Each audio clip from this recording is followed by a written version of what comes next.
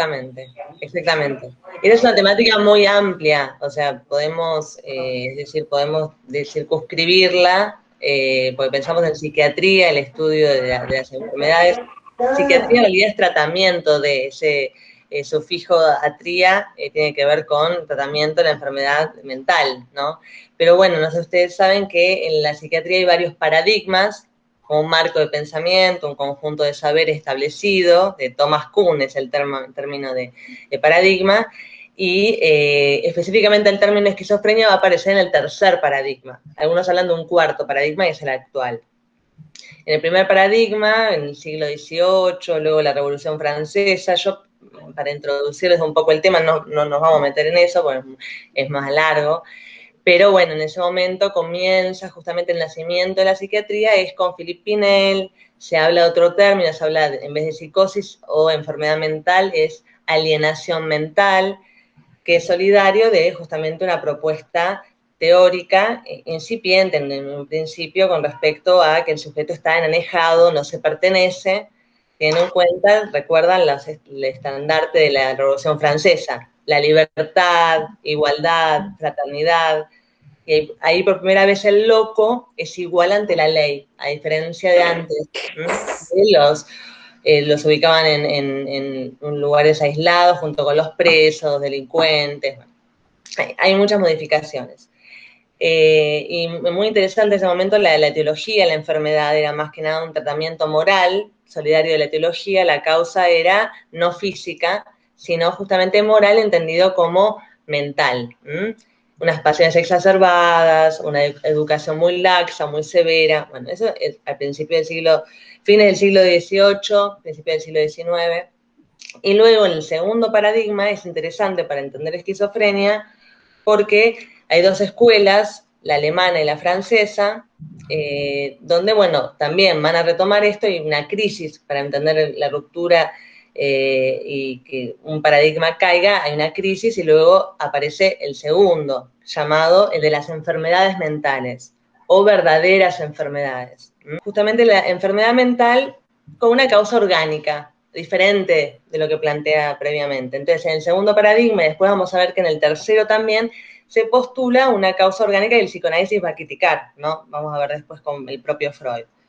Entonces, la escuela francesa Falré, no nos vamos a detener porque no habla de una categoría nosográfica que es muy importante, sino el de la escuela alemana, el principal exponente, que es Emil Kraepelin. Se escribe Kraepelin, muy conocido, y justamente lo llevó a ultranza esta cuestión de ciertas categorías en juego, tratar de formalizar la clínica de la psicosis, y él crea un tratado, escribe un tratado de varias ediciones, son 8 ediciones en 30 años, hasta la más famosa de las ediciones es la sexta edición, y ahí aparece una nosografía, una entidad nosografía que es justamente nosografía como la descripción de la enfermedad, ¿no? Categorización de las enfermedades, que es demencia precoz.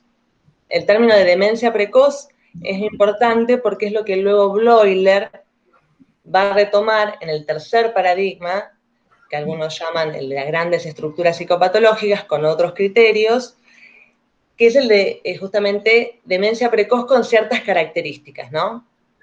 Entonces, este segundo paradigma tiene ciertos criterios, que después vamos a ver cómo eso cambia en el tercero, que es el etiológico, las causas de la enfermedad, ya sea endógenas, que tienen que ver con constitucionales, por ejemplo, la paranoia, o exógenas, que pueden ser por una intoxicación, una lesión cerebral, un trastorno del sistema nervioso central.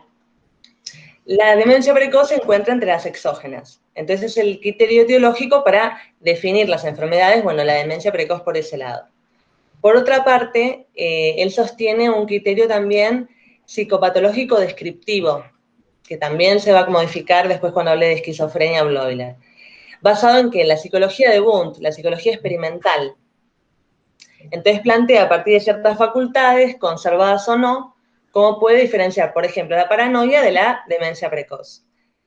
Entonces, si está alterada la afectividad, si está alterada la memoria, la atención, si está alterado también el juicio. A partir de eso también es muy importante otro criterio que es el clínico evolutivo. En el primer paradigma, con Pinel, no le daban importancia al curso de la enfermedad. Era aquí y ahora. Evolucionaba. ¿Cuál era el curso? ¿Hacia dónde se dirigía en el sentido del deterioro o no? La paranoia, por ejemplo, no cursaba con un deterioro de la personalidad. En cambio, la demencia precoz sí. Entonces, desde el punto de vista temporal, cuando decimos justamente clínico evolutivo, la parte evolutiva tiene que ver, por un lado, con el curso y con la fase terminal. En el caso de la demencia precoz, que justamente él define como una serie de estados donde las conexiones de las funciones psíquicas están justamente deterioradas, están afectadas específicamente ciertas esferas. La voluntad, el juicio, y también va a hablar de la afectividad. Esas son las tres esferas: afectividad, juicio y voluntad. Decíamos un criterio clínico evolutivo, clínico por los síntomas. Entonces él puede decir, esta enfermedad es una paranoia, es una demencia precoz. Bueno, entonces esos síntomas, justamente dependiendo de la esfera, en la esfera afectiva lo vamos a volver a encontrar mucho en la esquizofrenia esto se veía una indiferencia, una apatía, una exageración justamente con respecto a la reacción frente a un acontecimiento. Con respecto a la voluntad, vemos la flexibilidad seria, el sujeto quedaba inmovilizado, quedaba días y días en la cama sin ningún tipo de impulso o deseo. Y después también desde el punto de vista del juicio aparecían esta fragmentación de ideas, él estaba muy perturbado justamente. Es una demencia muy particular. Cuando dice precoz, se refiere a que una vez que aparece el proceso mórbido de la enfermedad, avanza muy rápido hacia el deterioro. Esa es la palabra de demencia, desintegración. Y también lo que habla como el paradigma de la demencia precoz es la hebefrenia, que es precoz en el sentido de que hebe viene de joven, preña de mente, entonces se ve como una exacerbación del pasaje de la adolescencia o la pubertad a la adultez, como una exacerbación de las características. Y justamente, pero sobre todo la cuestión de cómo avanza rápidamente, precoz. Demencia muy particular. La inteligencia está conservada, la memoria, recuerda perfectamente las fechas, por ahí no le importa quién lo acompaña en el hospital. Krepelin en los casos clínicos muestra, bueno, llega el doctor, ni siquiera sabe el nombre, no pregunta por sus familiares, le comentan que alguien ha fallecido y no reacciona, se ríe cuando le cuenta algo triste. Entonces, en ese sentido, justamente, pero sin embargo puede reconocer al resto, puede realizar un examen matemático. La orientación también, que es muy de la psiquiatría, pensar en la orientación en tiempo y espacio, sabe el año en que vive. Entonces, es una demencia, no es una demencia senil. Estamos hablando de principios del siglo XX. Aparece Freud, ya justamente con sus aportes y la conmoción que provoca el psicoanálisis como una nueva clínica, no una nueva psicopatología. Justamente estos aportes van a ser retomados de una forma específica por Bleuler, que es de la escuela suizo-alemana en Zúrich, y justamente él va a proponer otra lectura de esta enfermedad. Entonces va a hablar de esquizofrenia, esquizo de división, mente escindida. Entonces en 1911 justamente él escribe criticando a Krepelin o tomando cosas de él, el grupo de la demencia, el grupo de las esquizofrenias o demencia precoz, como que la palabra o en realidad sustituye al término anterior, como que él está acuñando un nuevo concepto, que después tuvo tanto, entre comillas, éxito, fue tan tomado, ¿no? Entonces dice, bueno, a ver, vamos a pensar, ¿realmente es precoz? No siempre se da de esa manera, no siempre evoluciona en el mismo sentido, por lo cual el criterio no va a ser tanto evolutivo, sino como el primer paradigma, sincrónico, el aquí y ahora. Dice justamente la definición, es una enfermedad cuyo curso puede ser intermitente, no hay reintegración total, pero esto cae algo que era fundamental en el paradigma anterior. Por otra parte, ahora volvemos a cómo toma los conceptos de Freud. por otro lado, justamente dice, bueno, este término de demencia justamente no va hacia la desintegración siempre. Entonces, en ese sentido, justamente es muy importante tomar la cuestión de cuál es el tipo de deterioro que hay en juego. No siempre es así. Por eso a veces se puede ver en la clínica que en muchos casos, esta es como si fuera esta es una demencia precoz de Kraepelin, porque está muy desintegrado. En cambio, en otros justamente hay más posibilidades. El sujeto en ese sentido vuelve a aparecer, a diferencia del paradigma de las enfermedades mentales, donde el sujeto estaba un poco escindido de lo que el psiquiatra describía. Una enfermedad donde no mencioné, era muy importante un supuesto en el segundo paradigma, que era el paralelismo psicofísico. ¿Qué quiere decir? Que había una subordinación de las manifestaciones psicopatológicas al orgánico, una sede cerebral, y a partir de eso está bien, sin cerebro no podemos pensar, pero el psicoanálisis iba a proponer una condición de. En el segundo paradigma hablaba justamente de estas manifestaciones que dependían de lo orgánico, lo biológico. Lo alterado, ellos no podían demostrarlo todavía, decían, luego se verá en un futuro, pero se suponía una causa de ese tipo, orgánica. Bueno, en el segundo paradigma, la causa, vamos a ver que cuando habla de las esquizofrenias, es el grupo de, porque son plurales las causas, pero las causas no son, como va a proponer quizás posteriormente o en el momento Freud, de índole psicógena, simplemente, sino que la causa inicial es orgánica. Puede ser una lesión, una intoxicación, justamente una enfermedad en el sistema nervioso central, una lesión.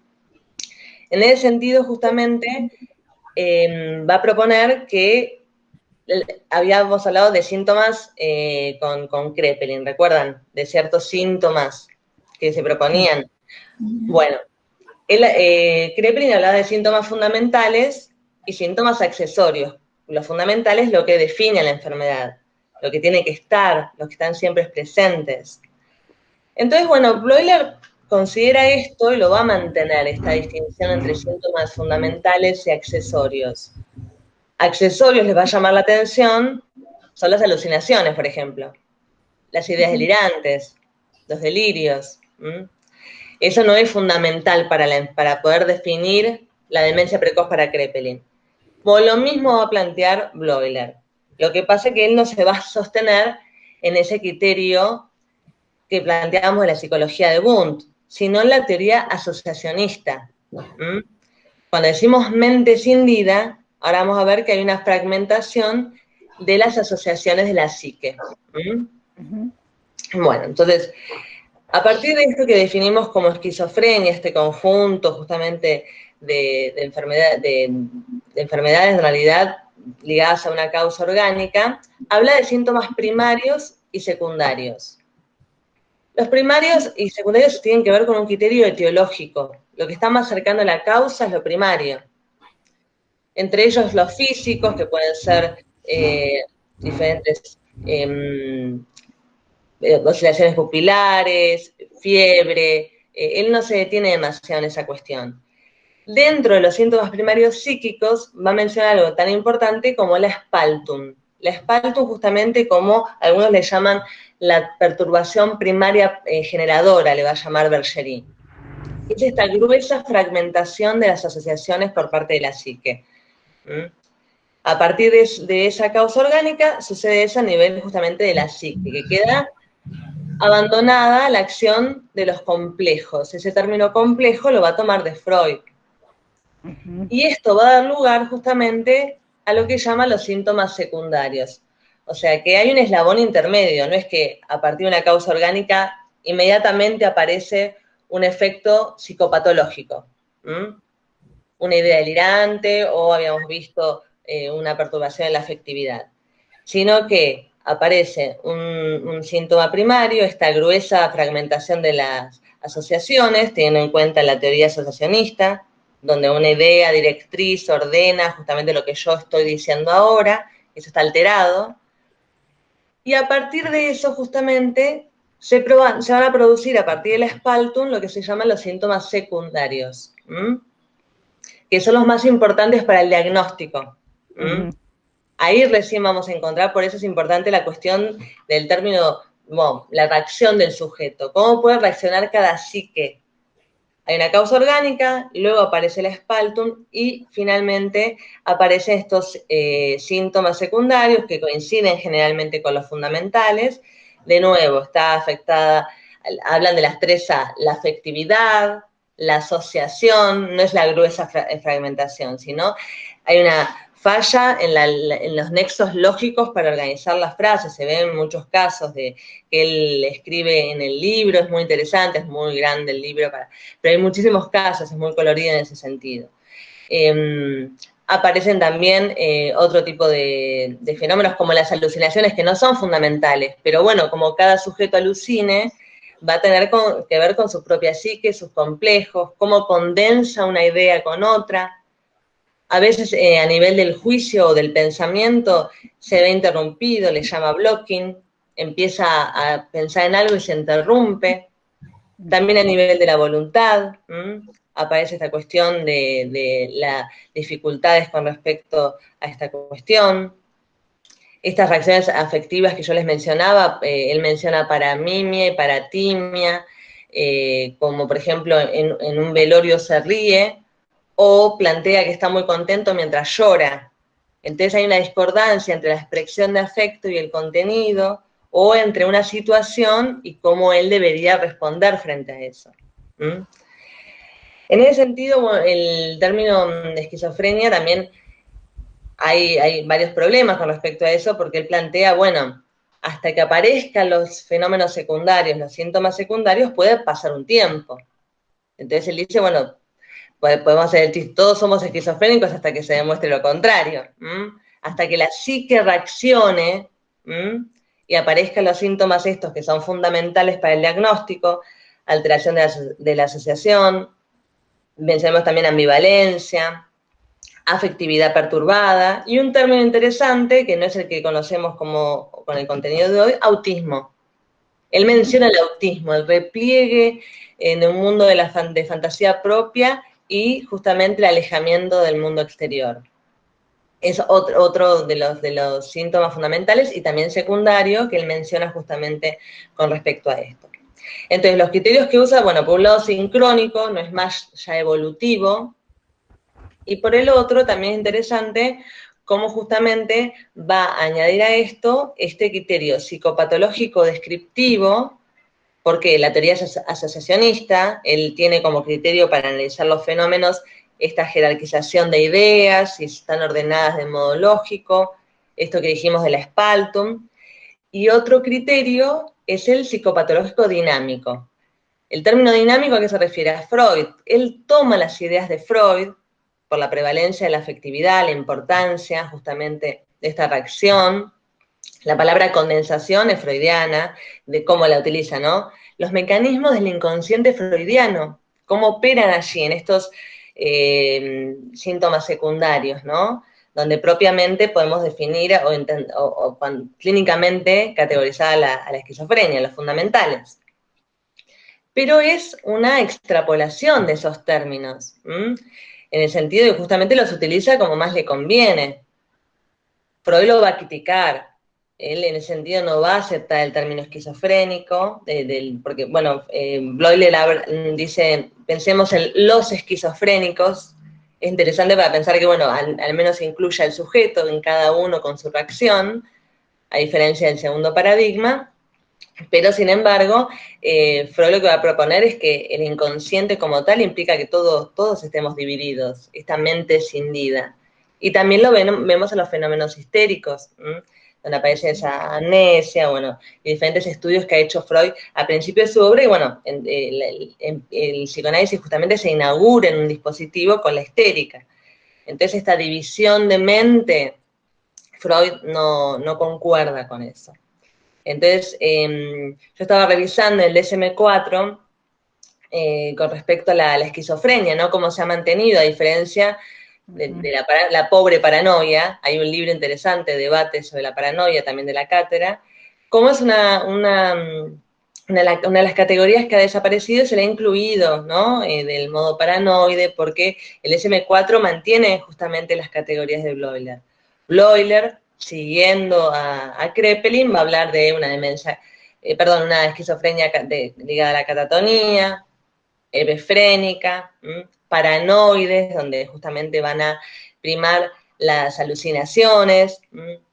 En ese sentido, justamente, es muy interesante, bueno, ha cambiado algunas cuestiones el SM4, mantiene esto de los esquizofrénicos y no etiquetar a la persona por la enfermedad, pero, sin embargo, ha mantenido muchas de las cuestiones que se proponen allí. Uh-huh. Estamos ya en un nuevo paradigma más vinculado a la farmacología, ¿no? No simplemente, no se agota en eso. Bueno, entonces... y no alcanza. Claro, hay una... La farmacología no alcanza. Claro, el tratamiento de la psicosis, bueno, es un tema también interesante, pero en el segundo paradigma se hablaba de una combinación con fármacos también. Falré, en su libro sobre el asilo de los alienados, habla de la farmacología, pero bueno, en ese momento no estamos hablando de la actualidad, como en la película Palabras a la pared del baño. Bueno, ahí es muy interesante lo que sucede, ¿no? Con el uso del medicamento y qué efectos puede tener justamente en la subjetividad o qué efectos subjetivos puede tener en la persona, ¿no? Bueno, eso es muy resumido lo que plantea Bloiler de la esquizofrenia en la psiquiatría. Después Kraepelin, dijimos que la edición más importante era la sexta, después continúa escribiendo en la séptima, la octava, para poder justamente recibir críticas de diferentes frentes también de la escuela francesa. Bueno, no nos vamos a meter con eso, pero bueno, la esquizofrenia en ese sentido también es un concepto muy imperialista, porque quería abarcar todo tipo de trastorno en el sentido de, bueno, hasta habla de esquizofrenia latente. Por ahí se ven algunos signos iniciales, pero todavía no podemos determinarla. Hay que esperar con respecto a eso. Con respecto a Freud, decíamos que, bueno, el escrito de Kraepelin de 1911, de Bloiler de 1911, 1926 está en internet la conferencia de la esquizofrenia que él da a una conferencia de los psiquiatras, también interesante para poder leer. Y Freud justamente tiene otra posición con respecto a la psicosis, y partamos que él en realidad tiene la grilla de la neurosis. Él no se dedica tanto a lo que es psicosis en el sentido del tratamiento y una articulación teórica clínica con respecto a la psicosis. Pero sí hay aportes de él, no es que no podemos encontrar esto, por el contrario, justamente también podemos distinguir, según algunos autores, esto es, algunos pueden criticarlo o no, sí podemos diferenciar a Freud antes de 1920, después de 1920, recuerdan que Freud nace en 1856, igual que Kraepelin, y muere cuando comienza la Segunda Guerra Mundial, en 1939. Hay diferentes momentos. Él es neurólogo inicialmente, pero luego comienza con el psicoanálisis a partir de su encuentro con Charcot. Es muy interesante esa cuestión vinculada a lo que es la neurosis. Pero podemos distinguir 3 momentos de su obra para pensar en la psicosis, ¿no? Y la neurosis, porque están muy de la mano, en el sentido de cómo él las compara, utiliza una para hablar de la otra. Y vamos a hablar después un poquito. Al principio de su obra, él reunía a la neurosis y a la psicosis hablando de neuropsicosis de defensa, ¿no? Es en primer momento, algunos hablan se llama el momento de la teoría de la seducción, teoría del trauma, y lo que los aunaba era el mecanismo psíquico en juego, la defensa. Pues justamente él, a lo largo de su obra, siempre, esto es una constante, la variable va a ser, bueno, lo que planteé luego con respecto a esto, siempre va a plantear con respecto a una enfermedad psíquica, o una manifestación de este tipo, una etiología sexual vinculada a la causa y un mecanismo psíquico, una vertiente pulsional y justamente o libidinal y una defensa contra eso. ¿Cómo que es la represión, cómo justamente el sujeto o el aparato psíquico en realidad puede defenderse con respecto a eso? ¿Qué puede hacer con respecto a eso? Eso lo va a mantener en toda su obra, después va a ir cambiando. En el primer momento, la etiología sexual estaba vinculada a un trauma. ¿Qué quería decir? ¿Por qué teoría de la seducción? Porque había sido realmente abusado aquel niño o niña, por un adulto, por otro niño. Entonces, era justamente el trauma sexual infantil que realmente había sucedido. Ese es el esquema inicial de Freud. Y la represión, justamente, como este mecanismo de defensa tan importante que lo va a mantener a lo largo de su obra, justamente con sus características. Entonces, decíamos, neuropsicosis de defensa, que incluía la histeria de conversión, a la neurosis obsesiva y en un texto a la paranoia, en otro la psicosis alucinatoria, pero las tres justamente presentaban diferentes modalidades de este trauma sexual infantil, algunos lo habían vivido de modo displacentero, pasivo, otros de modo activo y placentero, pero la defensa justamente era la represión. Entonces ahí aparece la psicosis muy cercana a neurosis en ese punto, no por los síntomas. Entonces dijimos, represión como mecanismo de defensa. Pero también la distinción es el mecanismo de formación de síntomas. Entonces, inicialmente, en la histeria de conversión era la conversión, o sea, la inervación corporal. Esa energía libidinal justamente podía pasar a una parte del cuerpo, como una parálisis, por ejemplo. En el caso de neurosis obsesiva, el mecanismo de formación de síntomas, esto estoy simplificando, ¿no? Era el falso enlace. Justamente a partir de la represión, se unía a una representación que no era la original, ¿no? Apareció una idea absurda que escondía detrás justamente aquella que estaba ocultando por la represión operada. Y finalmente, en el primer momento, hasta 1900, en la psicosis el mecanismo de formación de síntomas era la proyección, en el sentido de justamente la desconfianza hacia los demás, decía Freud en los síntomas, aparecían las alucinaciones, auditivas, decía él, también visuales, y que luego las incorporaba, no seguía luchando contra eso, a diferencia del neurótico obsesivo, porque hay algo que Freud hace mucho también, es comparar neurosis obsesiva y psicosis en muchos puntos. Eso es lo inicial que plantea Freud. Luego, en el texto de Schreber, que es un texto que aparece un caso de demencia, él dice, un caso de demencia paranoides o paranoia, y usa los dos términos que en realidad, si seguíamos a Kraepelin, son muy diferentes. O sea que él, en ese sentido, hablar de un caso de psicosis, descrito, dice, autobiográficamente. Toma las memorias de este presidente del tribunal, que casi llega a un puesto muy importante, y justamente lo analiza, no es un caso de él. Él sí en otro texto, Schreber es muy florido, tiene diferentes aspectos donde, bueno, cómo podríamos diagnosticarlo si pensamos en algún tipo de propuesta diagnóstica.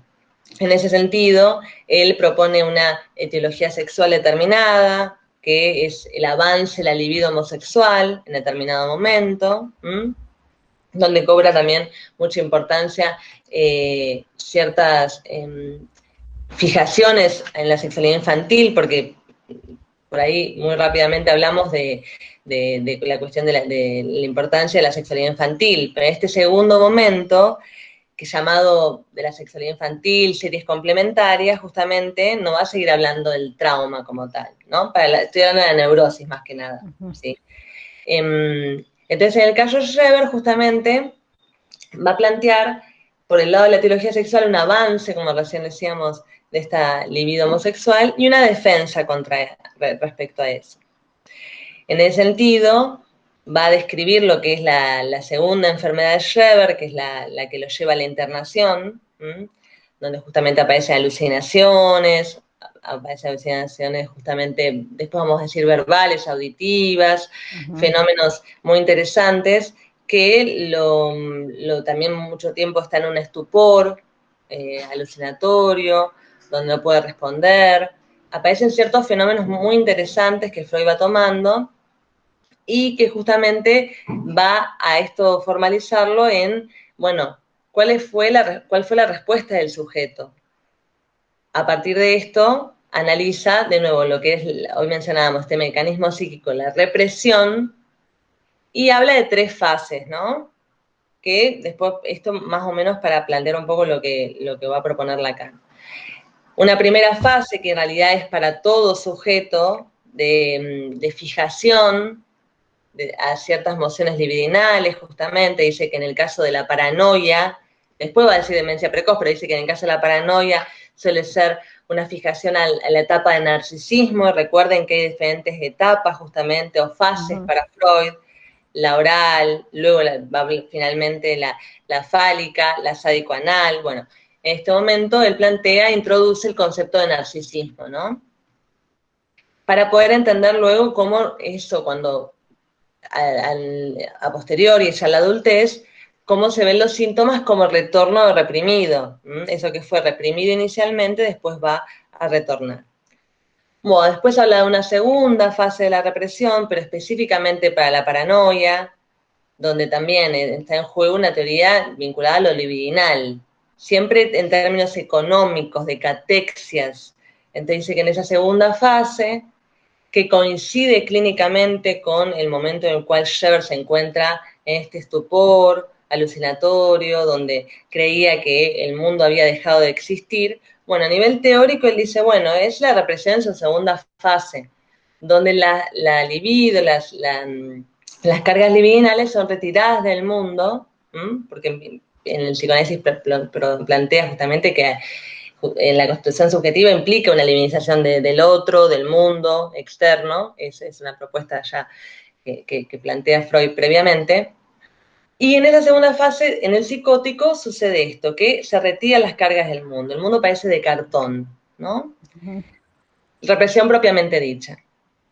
Finalmente, en la última, la tercera fase, que también podemos llamar fracaso de la represión, retorno a lo reprimido, que la neurosis retorno de reprimido es lo mismo que síntoma, es cuando la represión fracasó y retorna como tal, como síntoma. El retorno reprimido, lo reprimido es el síntoma.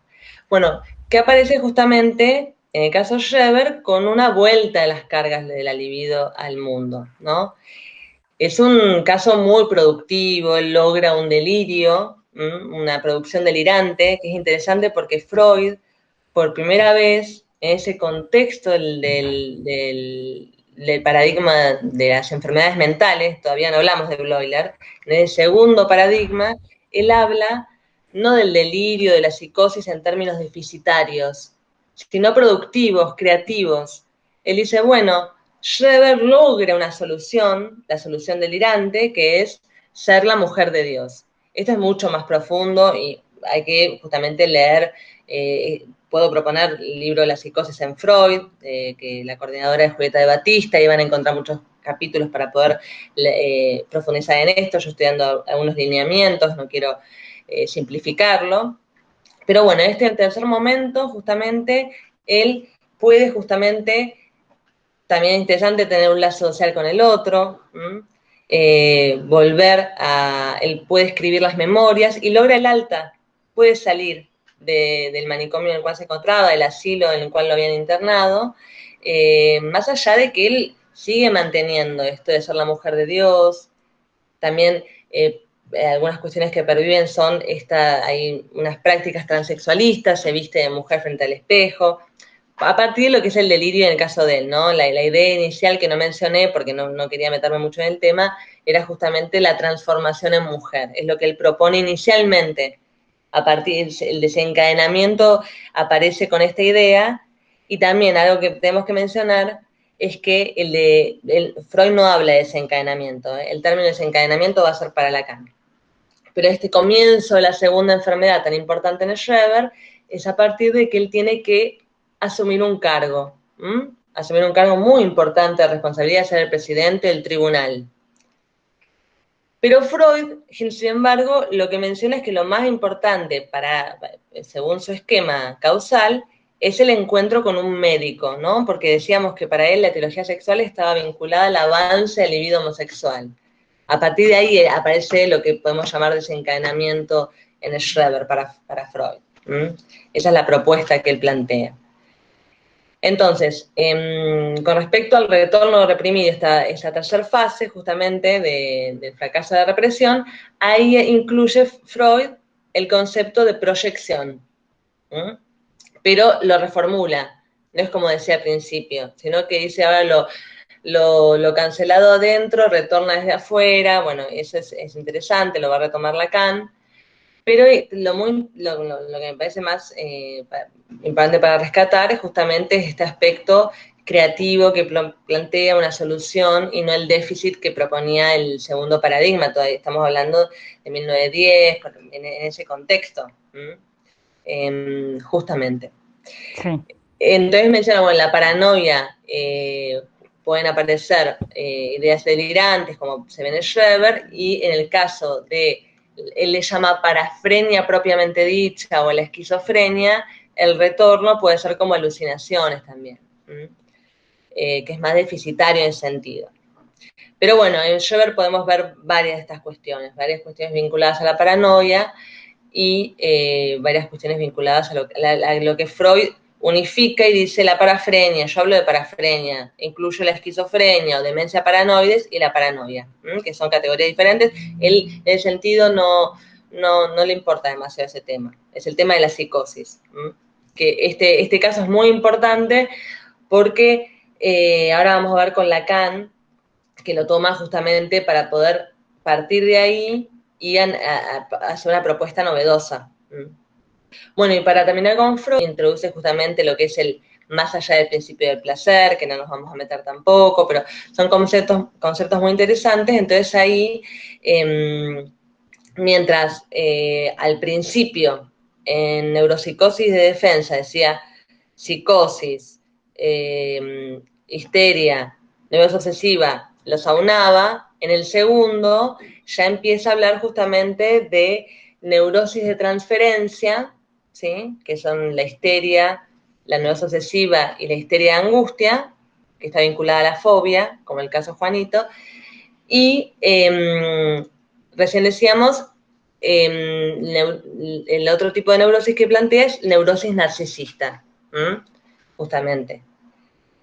¿Por qué? Porque criterio tiene que ver con esta justamente que recién planteábamos, de dónde va a parar esa libido extraída del mundo. Decíamos que se retira del mundo, bueno, yo no agregué que en ese momento va a parar al yo.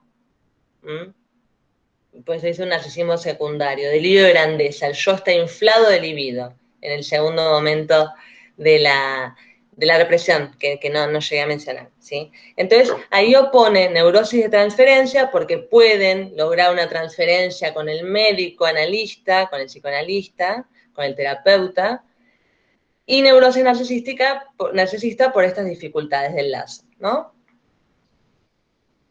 Habríamos hablado de demencia paranoides, paranoia, y bueno, también podemos mencionar otra psicosis para que también la recordemos, la melancolía, ¿sí? Es otro tipo de psicosis. Después de 1920, justamente, va a mencionar a estas instancias que decíamos, yo y super yo, para distinguir y qué conflicto se encuentra en cada una. Entonces, en la neurosis, el conflicto es entre el yo y el ello, y en la psicosis entre el yo y el mundo exterior. Y también ahí habla de, bueno, hay un conflicto, hay una resolución de conflicto, también lo van a encontrar en el libro, y bueno, hay dos pasos con respecto a esto, y en el caso de la psicosis, el primero es el más importante, pues justamente es la desestimación, el rechazo de toda posibilidad con respecto a esta posibilidad de vérselas con la realidad, y el retorno, el segundo paso, es el retorno reprimido como alucinación, como delirio. Pero en eso es muy interesante el texto, la pérdida de realidad en neurosis y psicosis. Pues justamente dice, en ambos hay pérdida de realidad y en ambos hay sustitución. Yo no estoy hablando tanto ahora de la neurosis porque es largo para explicar, pero propone que sí, hay una pérdida, pero luego hay un parche. El caso de Schreber con el delirio final que habíamos dicho, y también la alucinación, como una solución con respecto a ese proceso de represión. Contamos mucho tiempo y aparte Lacan piensen que su enseñanza comienza en los años 50, de psiquiatra francés, que nace a principios del siglo, Y aparte, siguiendo un poco el caso Schreber, él retoma esta cuestión justamente y hace una propuesta con respecto al análisis de la psicosis, que ya empieza cuando digo la enseñanza es porque él empieza a dictar seminarios, es la enseñanza de Lacan, el seminario, y con un texto de función y campo de la palabra, el lenguaje, bueno, ahí se inaugura su enseñanza. Seminario 1, seminario 2, seminario 3 se llama la psicosis, es específicamente destinado al tema de la psicosis. Y en el seminario 5 es muy interesante porque aparece un concepto que le va a proponer, que justamente lo habrán encontrado, que es el de, ya viene hablando de eso en el seminario 3, hay un viraje, seminario 4, de lo que es la forclusión del nombre, del significante del nombre del Padre, ¿no?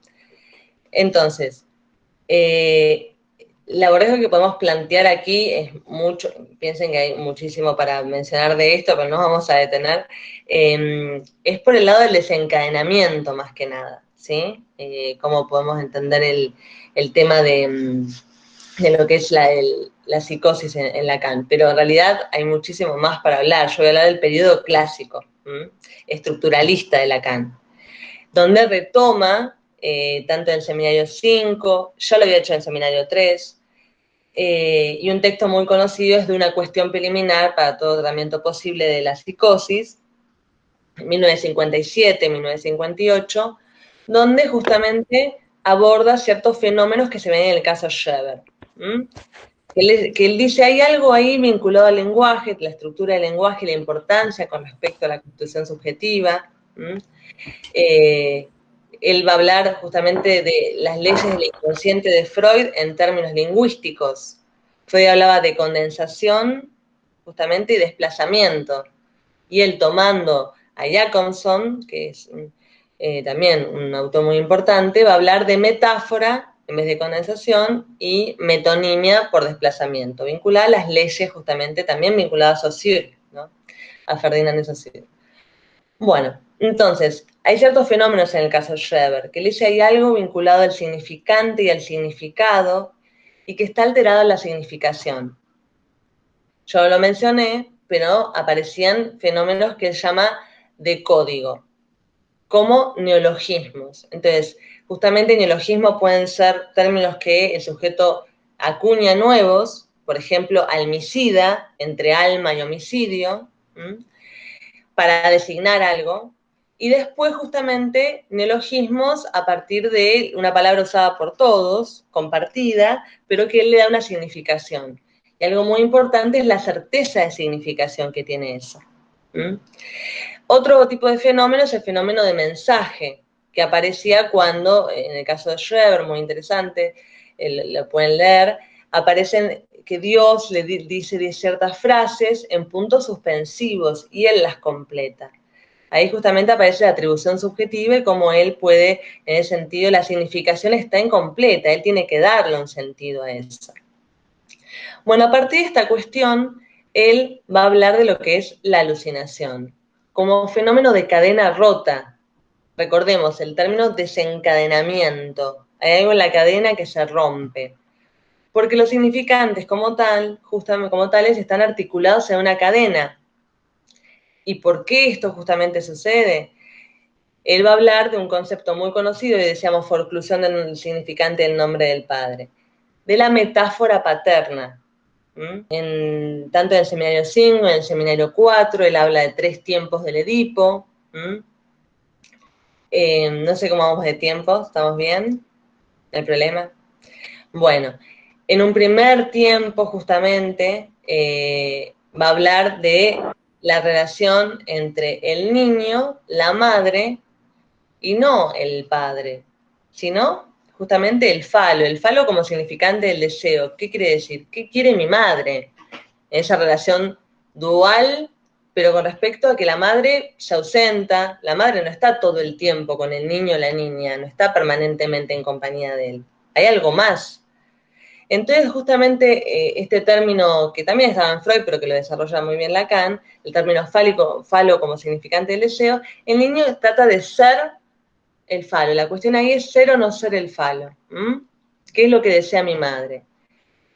Y el deseo de la madre en ese sentido es un deseo caprichoso. No hay una ley en ese sentido, como vamos a entenderla después. Está el niño un poco atrapado ahí, en tratar de coincidir con lo que a la madre le falta. ¿Mm? En ese sentido, justamente, todavía no encontramos al padre, pero luego, a posteriori, en el segundo tiempo, sí aparece justamente la posibilidad de intervención paterna. ¿Mm? El padre justamente que, podemos decir, castra a la madre, le dice, no vas a reintegrar tu producto. ¿Mm? Hay una separación ahí entre el niño y el padre. Aparece justamente la posibilidad de tener o no tener. ¿Mm? En el segundo momento, no es el padre que vamos a encontrar en el tercero, el padre simbólico con el cual se puede realizar un trato, sino que es el padre que simplemente es el no del no. El no en francés, justamente Lacan juega mucho con las palabras, del nombre del padre. ¿Mm? Finalmente, en el último momento, ya con una inscripción de la ley paterna, es el padre de la promesa que le dice, ahora no con tu madre, en un futuro. Guarda los títulos en el bolsillo para luego posiblemente posicionarse frente al sexo y a la existencia, que es lo más complejo para el ser humano, vérselas con eso, justamente con esa inscripción posible, en otro momento esto tendrá significación, tendrá algún tiempo de efecto. Justamente, volviendo a la metáfora paterna, el término metáfora es sustitución, significa sustituir. Entonces, lo que posibilita la metáfora paterna para el neurótico es la sustitución de ese deseo enigmático, caprichoso, metonímico, que se desliza y no se sabe cuándo va a parar, de la madre, por el significante del nombre del padre. Puede ser un hombre, una mujer, una institución, el trabajo, no importa. Hay algo que es permite la interdicción y la prohibición en ese sentido, ¿no? Que funciona como ley, una regulación. ¿Mm? Y le da la posibilidad justamente, porque es una fórmula que está en el seminario 5 y en el texto de una cuestión preliminar, el resultado de la fórmula es la significación fálica. ¿Mm? Todo lo que tiene justamente que va a ordenar el deseo, el producto de esto, la regulación con respecto al ordenamiento y la inclusión en el mundo cultural. El lazo con el otro y qué posición subjetiva tendrá con respecto al sexo y a la existencia, decíamos, que es tan importante la adolescencia o la pubertad. Después vamos a ver el término de pubertad o adolescencia. Entonces, ¿qué sucede? Volviendo a la psicosis. En la neurosis, la metáfora paterna operó, hubo una inscripción del significante en nombre del padre. Ahí aparecía la figura, es el significante del nombre del padre, que permite un abrochamiento, justamente, en el seminario 3 dice punto de almohadillado, de eso que todavía no tiene justamente una detención, permite la regulación, la legislación. En el neurótico está reprimida esto, pero aparece, justamente hubo una inscripción. En cambio, en la psicosis, lo que plantea Lacan es que hay una forclusión del significante del nombre del padre. La metáfora por lo cual no operó. Es el planteo clásico. En ese sentido, la palabra forclusión, que está traducida de ese modo, aparece en alemán también, preclusión también aparece el término, como un expediente que nunca entró a mesa de entrada, que nunca justamente se inscribió, no tuvo lugar, no es que se rechazó. En ese sentido, Lacan lo toma de ciertos conceptos de Freud, de la negación justamente, y de un caso muy importante del hombre de los lobos, pero lo interesante es justamente esto no operó. Entonces, no mencionamos que Lacan va a tener en cuenta 3 registros muy importantes en la constitución subjetiva. Recién estábamos hablando mucho de lo simbólico, la importancia de, esto va a ir cambiando, pero tiene que ver con el otro cultural, el otro materno, la inscripción justamente y la obligación casi del sujeto de inscribirse en un mundo y en un contexto que le tocó. El tema es cómo. Después otro registro que es el imaginario, que es el más ligado a la dualidad. Otro sintagma es el estadio del espejo. Dentro del registro imaginario, justamente va a partir de Lacan reformulando el concepto de narcisismo, del estadio del espejo, en el sentido de que inicialmente el niño, la niña, se encuentra en un estado de fragmentación. ¿A qué me refiero? A la fragmentación corporal, ¿sí? No hay también Piaget plantea esto, que hay ciertos esquemas que debe seguir para poder justamente coordinar esto. Entonces, opuesto a esto, a esta fragmentación mortífera, ¿qué se encuentra el niño, la niña frente al espejo? Una imagen total, unificada, de completud e ilusoria, ¿no? Porque la experiencia del propio sujeto no es esa. Entonces, justamente, dentro de lo que es el registro imaginario, encontramos justamente lo que es el estadio del espejo, porque digo que después Lacan lo va a retomar para lo que pasa en la psicosis, ¿no? Entonces, en la vinculación especular con el otro. Entonces, dentro del registro imaginario están las relaciones de amistad también, la relación de competitividad, la relación de agresividad con el otro. Es de yo a yo, en un esquema que en esa época él planteaba el esquema llamado Z, ¿no? De constitución subjetiva, el registro simbólico y el registro imaginario. Otro concepto es lo real, es aquello que justamente trata lo simbólico de cubrir, aquello que queda por fuera. Bueno, entonces volviendo a lo que era la metáfora paterna. Este accidente en lo simbólico, esta no inscripción del significante del nombre del padre en un momento dado que debió haber ocurrido, tiene consecuencias justamente. Aquello que no operó tiene consecuencias en lo imaginario en un momento dado. Porque hablábamos que Lacan aborda en este caso, en este contexto, la psicosis por el lado del desencadenamiento, un fenómeno de cadena rota. La alucinación como justamente este agujero de significación. Entonces, a partir de eso, podemos pensar en ciertas condiciones estructurales para pensar el desencadenamiento. Uno es la forclusión, allá en el pasado, aquello que no se escribió. Pero también aparece otra coordenada estructural que es lo que se llama la erupción de un padre en lo real. ¿Qué quiere decir? Que justamente se reedita la aparición de un tercero, puede ser cualquier personaje, reedita aquello que no sucedió, aquel tercero que debió haber operado. Y la consecuencia justamente aparece como disolución imaginaria, que ahora vamos a ver que son fenómenos corporales, de fragmentación, como decíamos, ligadas al estadio del espejo, aparecen alucinaciones, fenómenos de diferente tipo.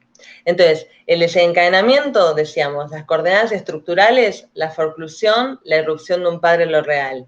Y algo muy interesante cuando hablemos de adolescencia es la coyuntura dramática. O sea, que se dé cierta coyuntura para que justamente haya un desencadenamiento. Que puede ser un evento biográfico. En el caso de Schreber, podemos pensar en la asunción del cargo. Freud lo leía en términos del avance del libido homosexual, la relación con un médico, que se articulaba también con el propio padre del presidente Schreber, perfecto. Pero acá es en términos estructurales y en términos de cómo, por ejemplo, tener un hijo también, casarse, pasar de un estatuto al otro, recibirse, obtener un título, mudarse, el encuentro con la muerte. Son coyunturas justamente que responden a esta erupción de un padre real, que quiere decir la exigencia de simbolización. Hay un momento en el cual el sujeto debe responder y no tiene con qué, si lo ponemos de un modo simple. Ahí aparece ese agujero en la significación. Y cuando decimos desencadenamiento, la cadena justamente hay una cascada de significantes como y el significante en lo real, como la alucinación. Justamente en el caso, Lacan avanzó. Piensen que hasta 1980 él continuó con sus seminarios y hay muchos de estudios actuales con respecto a lo último de su enseñanza, que es mucho más complejo. Ya es una propuesta de anudamientos, de soluciones, como en el caso de Kusama, donde a veces hasta no se ven desencadenamientos, sino suplencias previas al desencadenamiento. Porque en términos también la psiquiatría se habla de compensaciones, también el psicoanálisis habla de compensación. suplencia a aquello que no fue inscripto, bueno, pero hay modos, el sujeto a veces puede arreglárselas igual. Y la clínica de los nudos, que no nos vamos a meter acá, es otro aporte muy interesante que hace Lacan y que hasta el día de hoy se continúa mencionando. Esto de la metáfora paterna lo van a encontrar en muchísimos escritos, porque quizás para alguna psicosis, algunas presentaciones, creo que es una interesante modalidad. Yo en el escrito de Kusama lo retomé.